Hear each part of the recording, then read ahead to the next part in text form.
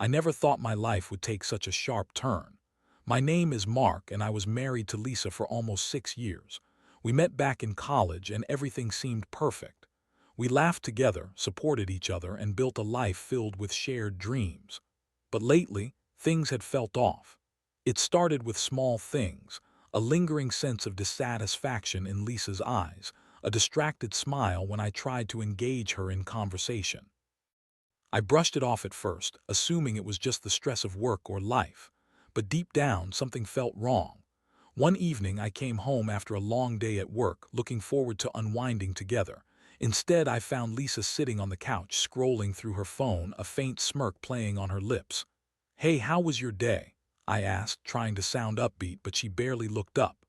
"Fine," she muttered, clearly more interested in whatever was on her screen. As the weeks passed, her behavior grew more erratic. She started going out more often, saying she was meeting friends. I found it odd since most of our mutual friends were couples, and she never mentioned any specific plans.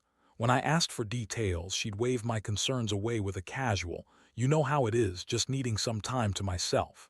It didn't sit right with me, but I didn't want to jump to conclusions. Then came the night that changed everything. I was cleaning up the kitchen when I noticed her phone buzzing on the counter. A message popped up from an unknown number that read, "Can't wait to see you tonight, babe." My heart sank. I knew I shouldn't invade her privacy, but curiosity got the better of me. I picked up the phone, my hands trembling, and opened the message. There were more texts, all flirty and suggestive. I felt my stomach drop as I realized this was no ordinary friendship. My breathing quickened, and a wave of anger washed over me. I never thought Lisa would betray me like this. I stared at the screen, grappling with the reality that my wife was cheating. Suddenly, all the signs I had ignored clicked into place. The late nights, the sudden need for space, her frequent excuses to avoid intimacy. It was all there, and I had been blind to it. Once the initial shock wore off, rage took over. I felt an urgent need to confront her, to demand answers. But I also felt afraid of what might happen next. I knew I had to be careful. I couldn't let her see how deeply I was affected yet. I decided to gather more evidence before the confrontation, so I started to watch her closely, noting when she left the house and how long she was gone. Each time my heart raced, full of anxious anticipation, hoping for a slip-up or a moment of truth. Days turned into a hellish blur. I couldn't focus on anything else. I started working late, hoping she'd slip up and get careless. I wanted to hear her lies, to watch her squirm as I laid bare the truth I had uncovered. But I was also terrified of the pain it would bring. I loved her despite everything. I wanted to believe there was an explanation, a chance to salvage our marriage. But the gnawing suspicion only grew stronger. Eventually, I gathered enough courage to confront her. The days of waiting had taken their toll, and I felt both ready and utterly terrified. As I faced her, I rehearsed what I would say, how I would ask her about the texts and the lies. I wanted to be calm, collected, but I knew the moment would be anything but. The truth was looming, and I was about to bring it to light. The moment of confrontation arrived, and my heart felt like it was pounding out of my chest. Lisa was sitting at the dining table, her back to me, scrolling through her phone. I took a deep breath, trying to steady my shaking hands. I needed to stay calm. "Lisa, can we talk?" I said, my voice steady, though my insides were churning. She glanced over her shoulder, her expression unreadable. "Sure, what's up?" she replied, putting her phone down with an almost casual air. I could feel the tension in the room, a thick cloud of unspoken words hanging between us. I sat down across from her, gathering my thoughts, wrestling with the fear of what this might unleash. "I found some messages on your phone," I said, cutting straight to the chase. Her eyes widened slightly, and for a brief moment I saw a flicker of panic. "Messages that suggest you might be seeing someone else." Lisa's face transformed into a mask of disbelief. "What, Mark, you must be joking. You know I'd never." "Stop," I interrupted, my voice rising. "I know what I saw, you can't deny it. I want to hear your side of the story." Her bravado crumbled. She leaned back in her chair, crossing her arms protectively. "I can't believe you went through my things. That's so low," she said, eyeing me with a mix of anger and hurt. "You're twisting things. I'm not cheating on you, you're being paranoid." Paranoid, is that what you call it? I shot back, feeling my anger bubbling to the surface. It's not paranoia if there's evidence, Lisa. I've seen you change. You've been distant, secretive, and now I find this. How do you expect me to feel? For a moment, she remained silent, her gaze drifting to the window. I could tell she was formulating her next lie, and I braced myself for the inevitable excuses. Look, I've just been feeling unhappy lately, she finally said, her voice softer now but still deflective. I didn't want to burden you with my feelings. It doesn't mean I'm cheating. Unhappy, I echoed incredulously. You've been unhappy and decided that the best way to deal with it was to sleep with someone else. You didn't think to talk to me, or maybe consider that we could work through it together. She sighed, rolling her eyes as if my hurt was an annoyance. You don't understand. I needed something different. You're always working and I didn't want to be alone anymore. I thought you'd get it. Get what? I couldn't believe what I was hearing. That it's okay to betray the person you promised to love. That I'm supposed to just accept your infidelity as a solution. Her face hardened and she leaned forward, her tone accusatory. You're making this about you. You act like you're the perfect husband, but you've been distant too. You think just because you bring home a paycheck, that's all it takes. I was stunned. It was as if she had turned the situation on its head, projecting her guilt onto me. You can't just throw the blame at me because you made a terrible choice. I shouted, my voice cracking. This is about your actions, Lisa. You chose to cheat. The emotional weight of that moment crashed over us like a wave. She remained silent for a long moment, her eyes searching mine. I didn't want to hurt you, she finally said, though her tone was defensive. It just happened.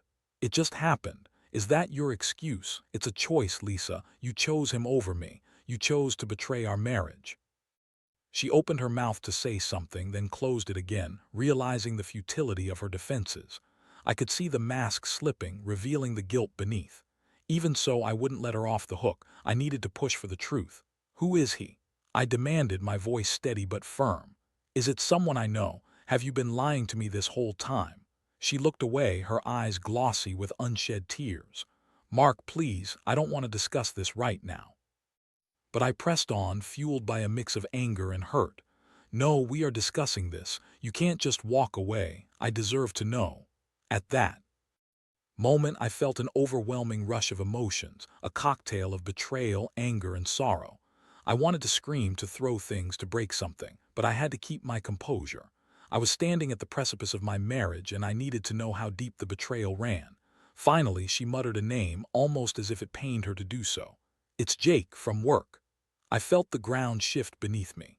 Jake, the guy I'd seen hanging around the office a little too much, the one I'd joked about with her. I couldn't wrap my head around it. I thought back to the times he'd been at our house for small gatherings. He seemed harmless, but now I felt sick thinking about how easily I had let him into my life. Jake, I repeated, as if saying his name would somehow alter the reality of the situation. I can't believe you would do this to us with someone I know. Have you really thrown away our marriage like this? Lisa's expression morphed into a mix of defiance and regret. It's complicated, Mark. I didn't think it would go this far. Complicated. I scoffed. There's nothing complicated about betrayal. You made a choice, plain and simple. As her tears began to fall, I felt the walls closing in. I had gone into this conversation hoping for clarity, to find a path forward. But now, all I could see was the wreckage of my life, and I was left standing in the middle of it, heartbroken and betrayed. The air between us was thick with tension, a stifling reminder of how quickly things had spiraled out of control. Lisa's tears fell silently, and for a moment I was struck by the absurdity of the situation. Here we were, two people who had built a life together, now reduced to a confrontation over infidelity.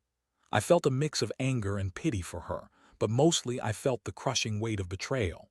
I wanted to scream, to throw everything I could find, but I was paralyzed by the realization that I was losing the woman I thought I knew. How could you do this, Lisa? I asked, my voice barely above a whisper. Did it mean anything to you? Was it just some fling to escape your unhappy life? It was a mistake, she exclaimed, her voice rising in desperation. I didn't mean for it to happen. I felt so alone and he was there. It just happened. Her excuses sounded weak and hollow to me. A mistake. I echoed, disbelief coloring my tone. You call lying to me for weeks, sneaking around a mistake. This isn't just some little mishap, this is a betrayal of the highest order. I'm sorry, she cried, her voice breaking. What more do you want from me? I didn't think it would turn into this. I never wanted to hurt you. But you did hurt me, I shot back, my anger flaring again. You hurt me deeply. You shattered any trust I had in you. I can't just pretend everything's okay now. Her silence felt deafening, and I could see the panic in her eyes as she realized the gravity of what she had done. Mark, I don't want to lose you. We can work through this, she pleaded, her voice spilling over with desperation. I'll end it with Jake. I promise. Work through this. I laughed bitterly, shaking my head. How can we work through something that's already happened? You talk about it like it's a simple issue we can sweep under the rug, but the truth is, you've crossed a line that's hard to come back from. Lisa looked down, her shoulders slumping as if the weight of her choices had finally settled on her. I know I messed up. I messed everything up, she said quietly. I just wanted to feel something again. I thought you didn't care anymore. Did it ever occur to you to talk to me? I shot back, my voice rising again. To express how you felt instead of seeking comfort in someone else's arms. You made a choice to betray me. I know, she shouted, her frustration boiling over. I messed up, okay? I don't know what to do. I thought I could keep it separate, that it wouldn't hurt anyone. Her logic was infuriating, and I felt a surge of rage bubbling beneath the surface. Keep it separate. You thought you could keep a secret life without it affecting our marriage. That's not how relationships work, Lisa. You can't just compartmentalize your infidelity and expect everything to remain intact. With each word, I felt the anger transform into a crushing sadness. You've broken my trust, Lisa. You've broken us, I said softly. I don't know if I can ever look at you the same way again. The tears fell freely from her eyes now, each one hitting the table like a tiny drum, echoing the reality of our broken union. Please, Mark. I love you. I just got caught up in something I didn't think would go this far. I need you to forgive me. Love, how can you say you love me while sleeping with someone else? I asked incredulously. Your actions speak louder than your words, and right now they tell me you don't care about me at all. I rose from the table, feeling the walls closing in around me. The house felt suffocating, a once happy home now tainted by betrayal. I needed air, space, anything to escape this moment. I can't do this right now, I said, my voice barely above a whisper. I need to think. As I walked away, her pleas echoed in my ears, but I couldn't look back. I felt like I was falling into an abyss, and I had no idea how to pull myself back up. The love I had for her was still there, but it was intertwined with rage and despair. My mind raced with thoughts of what to do next. In the days that followed, I found myself lost in a whirlwind of emotions. I vacillated between wanting to save my marriage and feeling an overwhelming urge to walk away from it all. I didn't want to be a victim of her choices, and I started to contemplate my worth. Why did I deserve this pain? I started spending more time at work, drowning myself in tasks to avoid facing the wreckage at home. Whenever I thought of Lisa, the image of her crying face filled my mind, but it was accompanied by the image of betrayal, of Jake. I felt trapped in a maze with no way out, and I couldn't shake the feeling that I had to regain control of my life. One night after another long day, I came home to find Lisa sitting on the couch, waiting for me. The air was thick with an unspoken tension, and I knew we needed to talk, but I was hesitant. I wasn't sure if anything she could say would change how I felt. Mark, she began, her voice trembling, I've been thinking a lot about everything. I'm willing to do whatever it takes to earn your trust back. Is that so? I replied, crossing my arms and leaning against the doorframe. And how do you plan to do that? I don't know, but I love you. I'll prove it to you, she said earnestly. I'll quit my job if that's what it takes. I don't want to lose you. I felt a flicker of something, perhaps hope, perhaps anger, but mostly I felt overwhelmed. Her words seemed hollow in the face of what had transpired. I don't think quitting your job will fix this, Lisa. You can't just run away from the problem. Then tell me what to do, she yelled, frustration boiling over again. Help me understand what I can do to make this right. That was the thing. What could she do? I wanted to believe that there was a way to salvage our marriage, but I couldn't shake the feeling that things had irrevocably changed. I felt like I was standing at a crossroads, and which path I chose could define the rest of my life. I needed time to think, to process. I could feel the walls closing in again as I contemplated the weight of my decision. I was standing on a precipice, looking down into the uncertain depths below. What would I find if I chose to leap? Would it be liberation or despair? The days turned into weeks, and I found myself in a haze of confusion. Each time I walked into the house, the memory of that night with Lisa loomed like a dark cloud. I had tried to maintain some semblance of normalcy, but every conversation felt painfully awkward. With each passing moment, the weight of her betrayal felt heavier, a constant reminder of how drastically our lives had changed. I spent hours at work, buried in projects, hoping for some kind of distraction. I couldn't bear the thought of going home and facing Lisa's desperate attempts to patch things up. I knew she was trying. Her texts were filled with apologies, promises of change, and reassurances that she loved me. But every time I read her words, I felt a mix of anger and sorrow bubbling to the surface. Love felt like a distant memory, overshadowed by betrayal. One evening, I decided to visit a bar close to my office. I needed to clear my head and perhaps talk to someone who didn't know my situation. I ordered a drink and sat at the bar, allowing the noise and laughter around me to drown out my thoughts. As I sipped my whiskey, a familiar face caught my eye, Jake. He was at a table with a group of friends, looking carefree and oblivious to the chaos he had caused in my life. Seeing him ignited a fire in me. I had always considered myself a calm and collected person, but in that moment, rage surged through my veins. I wanted to confront him, to demand answers, to make him understand the pain he had caused. But a part of me knew that I couldn't stoop to his level. I was better than that, better than him. I took a deep breath and tried to push my anger aside. Instead of approaching him, I turned my attention back to my drink. I ended up talking to a bartender named Sarah who was friendly and genuine. I found myself sharing bits and pieces of my story, not too deep but enough to vent my frustrations. She listened, offering small words of encouragement, and I appreciated her kindness. "People make mistakes, you know," she said softly. "It doesn't mean you have to forgive her, but it's important to think about what you want moving forward." Her words lingered with me long after I left the bar that night. I didn't want to forgive Lisa, not yet. I needed to focus on myself and figure out what I truly wanted. The more I reflected on our relationship, the more I realized that I had sacrificed parts of myself to make her happy. I had lost my essence while trying to be the perfect husband, and now I felt hollow. When I finally returned home, Lisa was still awake, sitting on the couch and scrolling through her phone. As soon as I walked in, she looked up, her expression a mix of hope and fear. "Hey, you're home early," she said, her voice tentative. "Just needed some time to think," I replied, keeping my distance. I didn't want to engage too much. The walls I had built were still fresh. "Have you thought about what I said?" she asked, her eyes searching mine for answers. "I have," I said slowly, choosing my words carefully. "And I've been thinking a lot about us, about everything that's happened. I just don't know how to move forward from here." "Mark, I'm willing to do anything to make things right," she pleaded, her voice trembling. "I've been talking to a therapist and trying to understand why I made those choices. I want to fix our marriage." I felt a flicker of something, maybe it was hope, but it was quickly snuffed out by the reality of my pain. "Therapy is great, but it doesn't erase what you did," I replied, trying to keep my voice steady.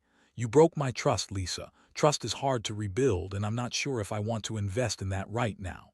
Her shoulders slumped, and I could see the despair etched on her face. "I know I messed up. I never wanted to hurt you," she whispered. I felt lost and confused. "That's not an excuse," I said, my anger flaring again. "You made a choice. You chose to betray me with someone else. You didn't think of the consequences, did you?" She bit her lip, tears glistening in her eyes. "I was stupid. I thought I could find happiness elsewhere without realizing how much I'd hurt you. I thought I could keep it from affecting our life." "You thought wrong," I replied, my voice firm but weary. "And now we're here. You can't just sweep this under the rug and act like it didn't happen." The conversation hung heavy in the air, the silence stretching as we both grappled with our emotions. I felt exhausted, like I'd been fighting a battle with no clear victor. "I need some space," I finally said, my voice low. "I need to figure things out on my own." "Space," she echoed, her voice cracking. "Mark, please don't leave me. I love you and I want to make this work. Then give me the space I need to think, I replied firmly. I can't promise you anything right now, but I need time to process. This betrayal, you have to respect that. With a heavy heart, I turned and walked away, leaving Lisa sitting on the couch, tears streaming down her face. I felt a mix of guilt and sorrow for her, but I knew that I needed to prioritize my own healing. Over the next few days, I began to establish boundaries. I stayed at a friend's place, giving myself the distance I desperately needed. I filled my days with work, exercise, and distractions.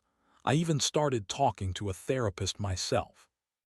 It felt good to talk about my feelings and to help untangle the mess that had become my life. My therapist encouraged me to focus on what I wanted moving forward. I had been so wrapped up in trying to fix my marriage that I hadn't paused to think about my own happiness. With each session, I began to reclaim parts of myself that Lisa's betrayal had overshadowed. After a week apart, I could finally see things more clearly. I was still angry, but I was also beginning to accept the reality of my situation. I didn't want to make any rash decisions, but I knew that I had to face Lisa again and lay out the truth. I couldn't return to our relationship unless I felt safe and secure, and that meant addressing the betrayal head-on. Eventually, I made the decision to meet with Lisa again. I wanted to have an honest conversation about where we stood and what the future could hold. I wasn't sure if I was ready to dive back into the relationship, but I owed it to both of us to communicate openly. As I prepared for the conversation, I felt a mix of apprehension and determination. Would she truly understand the depth of my pain? Could she grasp the gravity of her choices? I was about to find out. I arrived back home after a week away, and the atmosphere felt different. There was an air of anticipation, an unspoken understanding that the conversation we were about to have could change everything. I found Lisa sitting at the table, her hands clasped tightly together, her expression a mix of hope and anxiety. It was a stark contrast to the carefree woman I had once known, and it struck me how much we had both changed in such a short time. "Hey," I said, keeping my voice neutral as I took a seat across from her. "Hey," she replied, her voice barely above a whisper. She looked up at me with wide, searching eyes as if trying to read my thoughts. "I've been thinking a lot," I began, choosing my words carefully. "About us, about everything that's happened. I know you're trying to make things right, but I need to be honest about where I stand." "Okay," she said, nodding, her eyes focused on me, eager for any sign of hope. "I'm listening." "I don't know if I can come back to what we had," I admitted, feeling the weight of my own honesty. "I don't know if I can ever fully trust you again after what you did. It's going to take time, if it's even possible." Her face fell and I could see the tears welling up again. "I understand," she said softly, her voice trembling. "I know I have broken your trust and I'm so sorry, but I want to prove to you that I can be the wife you deserve." "Proving it is one thing, Lisa," I said, my voice firm but not unkind. "But the fact remains that you made a choice. You chose to betray me. I need to know why. I need to understand what pushed you to that point." She inhaled deeply, gathering her thoughts. "I felt so alone," she started. "I thought you were so wrapped up in work that you didn't care about me anymore. I started to feel like I didn't matter. And when Jake showed me attention, I got swept up in it. It felt good to be desired again, even if it was wrong." "Desire?" I asked, incredulous. "That's it. You threw away everything we built together for a fleeting feeling. That doesn't make sense to me, Lisa. You didn't think about the consequences." I know," she cried, frustration mixing with her tears. "I never wanted to hurt you. It was like I was caught in a whirlwind and I didn't know how to escape it. I thought I could manage both sides, keep you and have this little escape with Jake." Her words hit home, but they also felt like a slap in the face. "You didn't just hurt me, you hurt us," I said, trying to keep my voice steady. "It's not just about feeling desired. It's about commitment, loyalty, and respect. You didn't think about what I would feel when I found out." "I get that now," she said, her voice breaking. "I've had time to think too, Mark. I see how selfish I was. I was chasing after something that I thought I wanted without considering the repercussions." I sighed, my heart heavy. "Your apologies mean something, but I'm not sure they're enough to heal this wound. I need time. Time to figure out what I want and what I need going forward." I can give you time, she said, her eyes pleading. I'll do whatever it takes. I've started seeing a therapist and I want to work on myself. I know I need to change, not just for you, but for me. Change is good, I agreed, but it's not an overnight fix. It'll take time and effort to rebuild trust, and I need to be sure that you're fully committed to this if we're going to move forward. She nodded, tears streaming down her cheeks. I'm committed, Mark. I'll fight. For us, I love you too much to let this go. Those words hung heavy in the air. Love was a powerful thing, but it wasn't enough to erase the past. I had to weigh everything carefully. I need to see that commitment reflected in your actions, not just your words. It's going to take more than just saying you love me. I can do that, she promised, her voice strained but sincere. I'll show you that I mean it. I'll be open and transparent. No more secrets. I took a deep breath, my heart aching with the weight of our conversation. Okay, but I can't promise anything. I can't guarantee that this will work. I just need time to see if we can rebuild what we had. Take all the time you need, she said, a glimmer of hope sparking in her eyes. I'll be here ready to prove myself to you. As we sat there, I felt a strange mix of relief and uncertainty. It was a step, but it felt small in the face of everything we had lost. I knew the road ahead would be long and fraught with challenges. There would be days when I'd feel angry and betrayed, and days when I'd question everything. But for the first time in a while, I felt a flicker of hope that maybe, just maybe, we could find a way to move forward. The following weeks were filled with ups and downs. Lisa was trying her best to be more open and present, but the shadows of betrayal still loomed large over our relationship. I found myself questioning her every move, wondering if she was truly committed to changing or if she was merely saying what I wanted to hear. She started attending therapy regularly, and I encouraged her to share what she was learning with me. There were moments when we connected, when I could see glimpses of the woman I had fallen in love with. But each time I let my guard down, a flash of doubt would creep in, reminding me of the pain she had caused. One night as we sat on the couch together, Lisa reached for my hand, and I felt a small wave of warmth. I know it's going to take time, she said softly, but I want to show you that. I'm serious about changing. I miss us, Mark. I looked into her eyes, searching for sincerity, and for a moment I felt a spark of hope. I miss us too, I said, squeezing her hand. But it's going to take more than just words. We need to keep talking about how we both feel. Agreed, she said, her voice steady. I want to be open about everything, even the uncomfortable stuff. I know I hurt you, but I want to work on rebuilding your trust. As we continued to talk, I realized that while the journey ahead would be difficult, we had taken the first crucial steps. I wasn't sure what the future held for us, but I felt a flicker of hope that maybe we could rebuild what had been lost. Perhaps we could learn to navigate this pain together and emerge stronger than before, but only time would tell. I was ready to see where this path would lead, but I also understood that healing takes time. I had to trust myself and my instincts as I moved forward, and most importantly, I needed to be honest with myself about what I wanted. The truth was, no matter how much I wanted to forgive, I also needed to protect my heart. The road to recovery was just beginning. As the weeks turned into months, I found myself navigating the complex waters of forgiveness and trust. Lisa was making strides. She had committed to her therapy and was genuinely trying to change her behavior. We started having open conversations about our feelings, and I could see her making an effort to be more present and engaged. It was a refreshing change, but the shadow of her betrayal still lingered over us like a storm cloud waiting to unleash its rain. I began to feel a cautious hope that perhaps we could mend the rift in our marriage. Yet, every time I thought we were moving forward, something would happen to pull me back into my doubts. A late night at work, a phone call that she received while I was around, or even a simple glance at her phone could send my heart racing with anxiety. Trust, once broken, is a fragile thing. It takes time to restore, and I learned that the process is neither linear nor easy. One evening, after a long day, we sat together on the couch watching a movie. Lisa laughed at a joke, and for a brief moment I felt a flicker of the joy we once shared.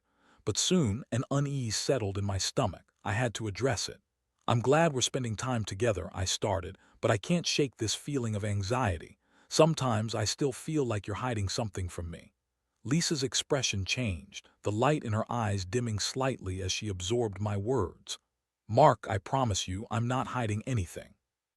I know I've messed up, but I'm working on being open and honest with you." "I know," I said, my voice softening, "but the fear is still there. I want to trust you, but it's hard when the memories are so fresh." "I understand," she replied, her voice steady. "I'll keep proving my commitment to you. Just give me the chance."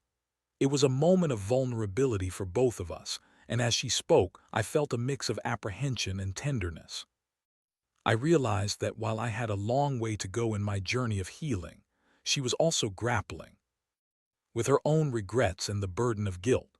After that conversation, I made a conscious effort to communicate more openly about my feelings. I didn't want to keep bottling everything up. It only fueled the doubts and paranoia. We started working on rebuilding our bond, talking about our hopes, dreams, and the things we wanted to achieve together. Slowly but surely, I began to feel a shift within myself. I also decided to focus on my own personal growth. I started setting aside time for things I enjoyed: hiking, reading, and spending time with friends. I realized that while Lisa was working on herself, I needed to ensure that I was tending to my own well-being too. It was a delicate balance, but I was determined not to lose sight of who I was in the midst of all this turmoil. One weekend, we went for a hike in the mountains. The crisp air and stunning vistas felt rejuvenating, and I found myself laughing and joking with Lisa as we climbed the trails. For the first time in a long time, I felt a sense of connection, a reminder of the love we once shared. As we reached the summit, we stood side by side, taking in the breathtaking view. "This is beautiful," I said, turning to her. "It feels good to be here with you." "It really does," she replied, her eyes sparkling. "I want to create more moments like this with you." In that moment, something shifted within me. I realized that while the path to healing would be long and challenging, there was potential for a new beginning. I didn't want to erase the past; it was a part of our story. Instead, I wanted to build something stronger, a relationship grounded in honesty and mutual respect. Over time, I learned to let go of some of my fears. I understood that the past would always be there, a part of our history, but it didn't have to define our future. With each passing day, I saw Lisa's commitment to change reflected in her actions. She was working hard to rebuild my trust, and I began to believe that maybe we could make it through this together. Life isn't a fairy tale, and our journey wasn't without setbacks. There were days when I felt overwhelmed by the weight of our situation, where doubt would creep back in. But with each challenge, we learned to communicate better, to confront our fears together rather than allow them to fester in silence. Months later, as we cuddled on the couch after dinner, I turned to Lisa and said, "I've been thinking a lot about everything. I know we're still on this journey, but I feel like we're starting to find our way back to each other." "I feel that too," she said, her eyes welling with emotion. "I'm so grateful for your patience and willingness to work through this." "I guess we both have to be patient with each other," I replied, wrapping my arm around her. "Love is about growth, and I think we're on the right path." As I held her close, I realized that while the scars of betrayal would always be a part of our relationship, they didn't have to define it. Together, we could create a new narrative, one built on understanding, growth, and unwavering commitment. I had learned that love is a choice, and each day, we both chose to work towards a better future. It wasn't easy, but it was worth it, and for the first time in a long while, I allowed myself to believe in the possibility of a brighter tomorrow.